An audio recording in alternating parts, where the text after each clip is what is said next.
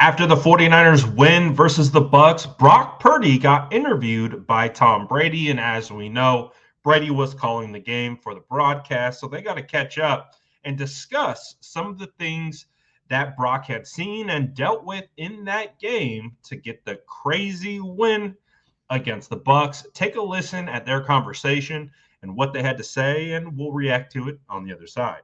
And today's LFG player of the game is the quarterback of the winning team in the Niners, Brock Purdy. Man, what a game you played. It was such a quiet 330-plus yards, however many you threw to it. The stats are right behind me, but you played so great. One of the plays I loved was you felt the free rusher on the throw to Christian where you dropped the dime over the top. You had Golston running on you free. How do you trust Christian in that moment on that downfield throw to come up with that catch?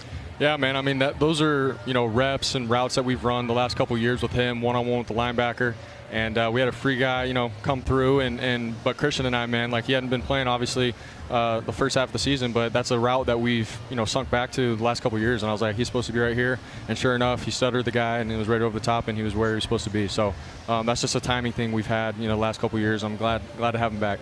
Yeah, such a great job by you, just drifting away slightly and then putting enough air on it where he could get his head around and judge that. How does the offense feel differently when you have Christian back, you have Debo back?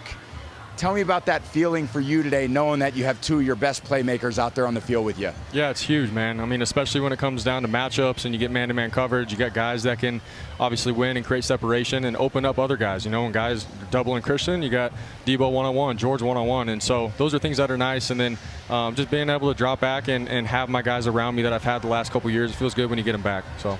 Yeah, and then obviously sitting on the sideline and you see your kicker, Moody, miss 3 field goals. And now you got the ball and you're going into a 2-minute drive. You don't have a ton of time. What's the confidence level for you that you got to get the ball down there pretty close in range to give him a chance?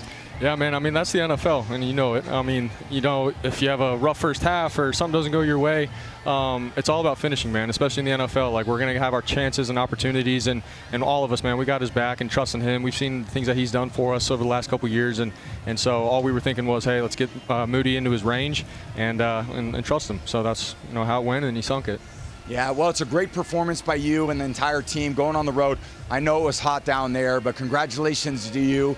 Enjoy the flight home, coming off the bye. I know everyone's going to be pretty tired from the heat down here, but you played a great game, man. It was fun to watch. Yes, sir. Appreciate it. Go Niners. Now, I do agree with Tom Brady. That did feel like one of the quietest games where we saw Brock Purdy throw for over 300 yards.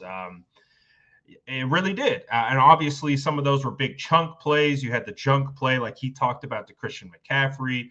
You had the chunk play to George Kittle where he was able to get upfield and get some big yards, the big chunk play to Ricky Pearsall. So obviously those account for a lot of the yards as well.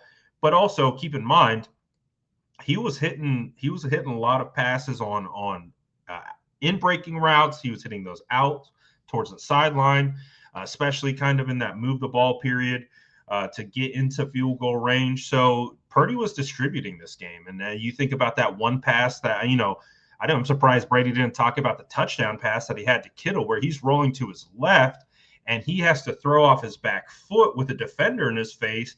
And then he gets it over the head of the defender who's in coverage with Kittle and drops it right in the bucket. And Kittle's able to get his feet down for a beautiful touchdown. But nonetheless, I thought it was a pretty good game by Purdy. Now, there was some moments where Purdy was off early on.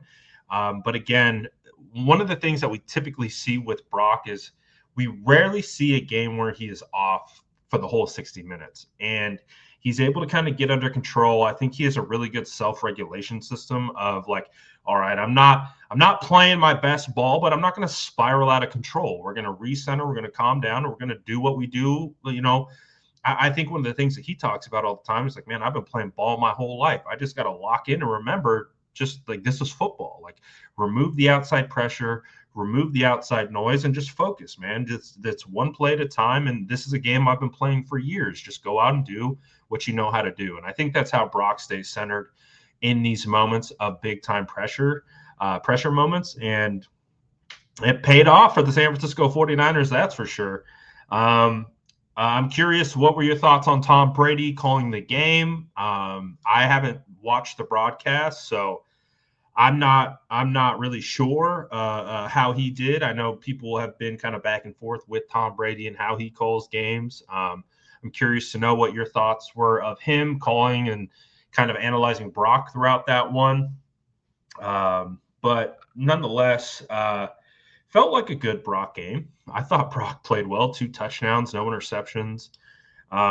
Again, wasn't perfect. There are definitely plays that you want to have back, but spoiler alert, every NFL player has that almost in every game.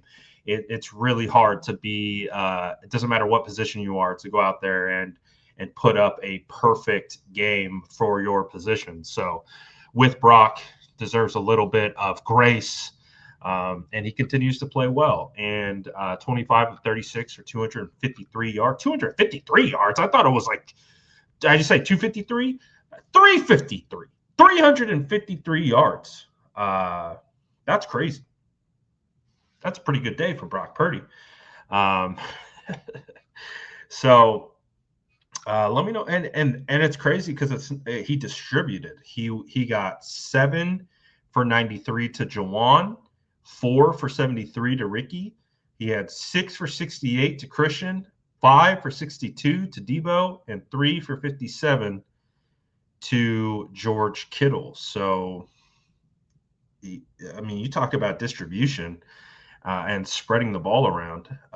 He did that. He did that for sure. So Brock played a good game. Let me know what you guys think about how Brock played.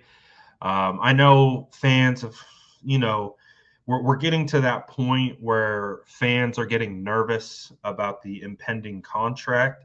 And so I think a lot of fans are really starting to view Brock as if he's already a $60 million quarterback. And so they're like analyzing him through that lens of, well, he's going to get paid that. Hasn't got paid that yet, but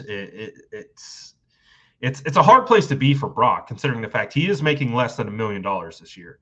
But he is being scrutinized like he's making 60. Does that make sense? I mean, and granted, it's the NFL. It's what's going to happen. But I'm just curious. Let me know what you guys think of how he played and all those different types of things. Let me know in the comments below. And as always, make sure to like and subscribe for more updates.